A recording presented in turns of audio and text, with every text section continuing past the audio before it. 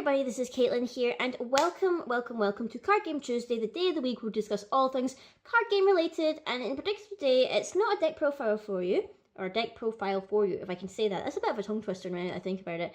In particular, we're going to be talking about Reiya Cluster, or rather my 5 things I am most excited about for Reiya Cluster, because obviously, at the time of this recording, it's like maybe... Technically, it's like a month away if you count the starter decks, because obviously the starter decks, I believe, come out in August, but the official kind of booster set kind of drops in September, obviously around the time of rotation for Alice Cluster. So I am super duper hyped about it, so I just wanted to talk to you guys about my top 5 things I'm looking forward to for Reiya Cluster, and hopefully we can build up a little bit of hype and whatnot, because obviously we're going to be saying goodbye to Alice Cluster, goodbye to all the regalias, goodbye to Alice, hopefully for good, because, you know what, I'm kind of sick of the sight of Alice at this point. I'm just like, okay, we had your shtick. I want to move on to a new world now. I want to go see some new people. I'm going to make some new friends and whatnot. So Alice, you just sit by there, and we're going to embrace Reiya Cluster. We're going to bring the glory of Reiya Cluster onto the plane of Force of Will. So here are my top 5 reasons for why I am excited. Number 5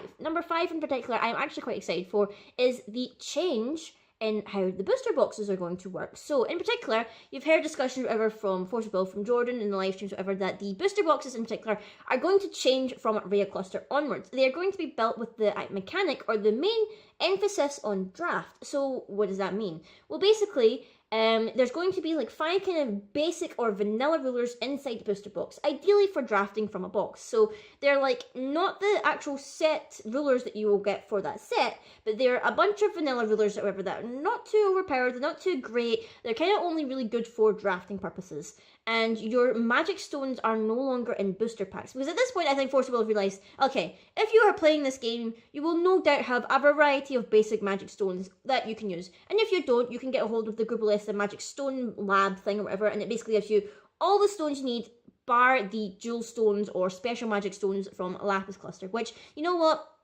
At this point, you can probably trade for them or whatever. So that's a brilliant idea, and I think it is brilliant, because I don't know how many times I've ever opened up a booster box or like cracked open a pack or something like that. I just feel like the inclusion of a magic stone in the actual pack is such a waste of a card slot, because you're just like, oh yeah, oh, it's a foil magic stone. Like, meh, like, why? Because most of the time, you know, unless you're doing a mono deck, you have the majority of jewel stones anyway in your deck. So it just feels like it's a wasted slot. So I am really pleased about that. And obviously, they're increasing the card pool size for it. So I can't remember exactly where we're jumping from, but we're definitely getting more cards. And I know a lot of people were saying, oh, well, that just leaves room for more bad cards, whatever. But I'm like, well, no, this means that we get more cards in our card pool to work with. You know, we get more ideas. Because, like, most of the time, their decks will probably be mostly made up of rares, SRs, or like uncommons. So like we really need to see some like love for some common cards that could become pretty good staples, because I feel like almost every good card in like X to New World I almost felt like was a rare. Although there was like the odd card or whatever that was maybe pretty decent and it wasn't a rare or something like that. But I think that this will be great in terms of like making the draft. Opening booster box is going to be so much cooler and whatever, like, because we get to see the stuff as it comes, like, for the store and everything like that. So I'm really excited for that in particular. Number 4 in particular, I'm kind of excited to see the designs of the new boxes, because I didn't catch the live stream which was in, but Jordan was like showing off like the shape of the box, whatever. I never got to saw the shape of it or whatever, because it was like a prototype thing, so there wasn't any designs or anything like that. But the design of the box apparently is going to change, and that it's going to be easier to store your cards inside. So I think the way that it was described or whatever, or the way I picked it up, is like you'll be able to store your cards sitting up as if they were in a deck box or whatever. So that way you can literally just like, they won't like clatter about or whatever in your bag if like the box is in the bag or whatever. I'm also very excited to see what the kind of outward design of the box is going to look like, because obviously we've got pretty decent design. I don't got the boxes with me right now because they're sat over in the corner there with all my card game stuff, but you know, they've got a pretty slick design, but obviously the kind of like rectangular shape or whatever isn't really good for storing cards, because obviously there's like little gaps in between, the cards will shake and all that stuff. So hopefully, I'm pretty hyped for the new design of the box, and I hope that they're going to be very pretty. If we get something as pretty as the Vingo 3 box, I will actually die, because that box is so gorgeous, and I use it to store some like pretty like important stuff of mine or whatever, because I just adore the box, the design of it and everything like that. It is gorgeous. So I hope we get like a box with something very nice like that.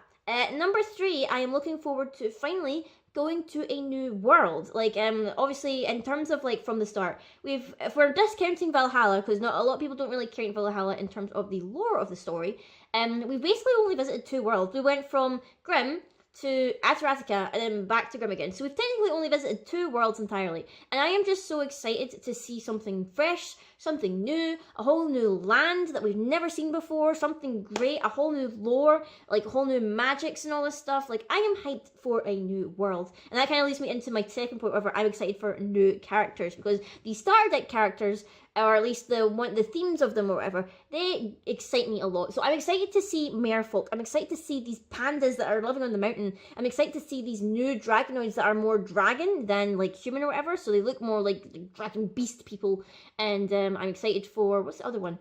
We don't really know what the green deck is. I feel like he's maybe he doesn't look like an elf. He doesn't, like, he might be some kind of race of, like, sorcerer or something like that. And obviously, we've still got vampires again, which I'm pretty sure was a given, because obviously we had so much vampire support in Lapis Cluster. It would seem weird not to carry over the vampire trope into Reiya Cluster, so I'm glad the vampires are making a return. But I'm excited to see these new characters. In particular, I'm excited for the panda, obviously. I'm excited for the merfolk. And I'm also excited to finally find out more about Reiya, because obviously this cluster is named after her. As far as we are aware, I believe, which I'm still in the belief of, she is the 4th daughter of the Mikage, so she is a vampire, probably. Or not, depending, like, she might have a completely different backstory or whatnot, but like, that's, like, what I'm thinking is happening. But I'm excited to find out more about her, and I'm excited to find out what the story of with these characters, whatever, meeting up to go to this dark castle and everything like that. I'm excited for that as my number 2 spot. And then number 1, I'm excited for just how this is going to change the meta or whatever, or what's going to change going into it, because obviously we're going to say goodbye to Alice Cluster, so obviously our meta is going to change. Like, obviously we've had like the decks, whatever, we've had like the Feasting, Gwyver, Turbo, we've had the Priscia, who's kind of been nerfed a bit because now we've banned Leviton. Spinning Mist is probably going to change, or it might not be seen as much because we're not going to have Izanagi anymore. I'm excited to see what is going to happen to the meta now that we're moving into a new cluster. We're going to have a Reiya Cluster and Lapis Cluster. I am so excited to see that. Excited to see what they're going to bring about, or like if they're going to carry on some of the keywords, any of the mechanics. Like, is mana going to make a comeback? Are we going to see like things like are we going to have fairy tales in this world, or are we just going to ditch fairy tales entirely? Are we going to have things like, oh, I don't know, like if we're going to have vampires, we're going to have things with blood counters again? Are we going to, like, I'm excited to see what we're going to have mechanical wise and how it's going to mesh well with Lapis Cluster, because obviously a lot of things obviously from Alice Cluster worked well with Lapis Cluster because they melded quite well, maybe in like overpowered ways or whatever, but like in the end it was alright. Obviously some people will argue that it wasn't good for the meta and things like that, but I'm excited to see how the cards in Reiya Cluster are going to change the way that we play in the future, whatever. So obviously we've only got the starter decks and the first set coming out, but we have no idea about what the third or the second or the fourth one is going to be like. That won't be until like way into next year that we see those. So I'm pretty hyped to see what it's going to do for the game in particular. I hope it kind of like injects even more energy into it, because I know a lot of people at my locals, they jumped on at Curse of the Frozen Casket. They've like, you know, they've been hyped all about Lapis Cluster or whatever, and I hope we can have the same amount of hype for Reiya Cluster and the starter decks. I know for certain I will definitely try and pick up all the starter decks. Last time I kind of waited a bit longer. I got like 3 of the starter decks like first off, and then I kind of waited until the price drop whatever to get the last 2 that I needed. But in particular, I'm going to try my best to get all 5 of the starter decks. Not sure how many boxes of Reiya Cluster set 1 I'm going to get, because obviously the card pool has increased and whatnot, and depending on the price, I would like to try and get at least 2 boxes. When I got Curse of the Frozen Casket, I ended up getting 3 boxes, because I felt like it's the first set of this new cluster. There's going to be a lot of staples that I need. So I maybe, depending on, like, obviously the spoilers are still to happen and whatnot, I may be tempted to just get 2 boxes, because I got 2 boxes there for Echoes in the New World. Maybe 3, depending on stuff like that. So I am super excited, guys. I hope you guys are excited too. Let me know down below what you are most excited for Reiya Cluster. Are you more excited about the starter decks? Are you excited about the lore? Any new characters, whatever? Any new mechanics and things like that? Deck ideas that you think would work well combining with Reiya Cluster and Lapis Cluster? Are you just going to be sad to say goodbye to Alice Cluster? Or are you glad to give it like the boot up the butt and just say bye-bye, you're only using Wanderer now? So anyway, guys, I hope you enjoyed this video and the speculation and basically my top 5 things I'm most excited for Reiya Cluster. Be sure to like, comment, and subscribe and everything like that, and I'll see all you guys later.